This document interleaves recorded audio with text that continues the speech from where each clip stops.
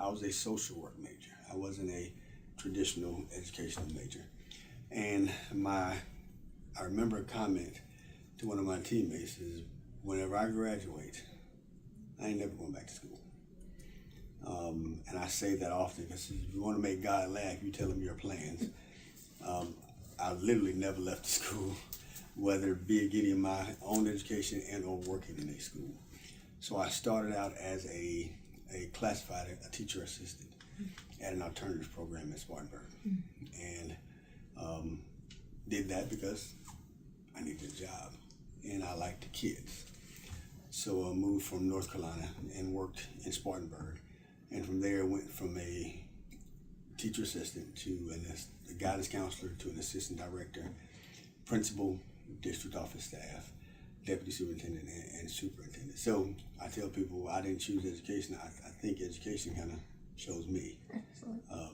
So that's my journey. So when you tell folks what you are going to do, be careful, because I think sometimes God may show you otherwise. Yeah. That they trusted us to do what we said we were going to do, but also they stepped up to the plate to assist when needed. So these accomplishments are shared, whether it be with our college partners, whether OC Tech, Claflin, South Carolina State business partners, in Orangeburg proper and surrounding Orangeburg, such as Bowie and those folks.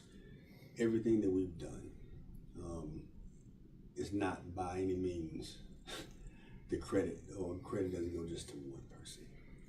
I am only as good as those folks who allow me to do this work, but also those people who paint over my mistakes and make them right whenever when things don't go as planned.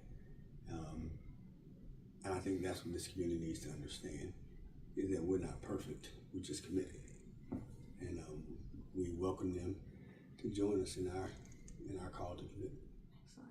The good thing about bringing those folks together is giving access to some children who in the past did not have access to particular programs, to particular classes. Case in point, when we brought the students from Howard over to Clark, those schools sit probably 1.5 miles, 2 miles apart at best. But at Clark, students would get access to music or access to the particular STEM class. They're all in the same grade level, in the grade span. They're 1.5 miles apart.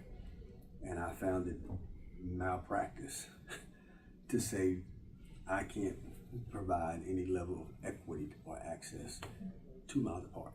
So now we're able to do that, where those kids now have access to the robotics, to the drones, to the piano classes that we had at Clark that we didn't have at Howard. So that was a benefit, but we're able to do that with a cost savings, and we shifted cost when possible, and that's where the one-time requests come from, to put those cost savings back into children and into the classroom.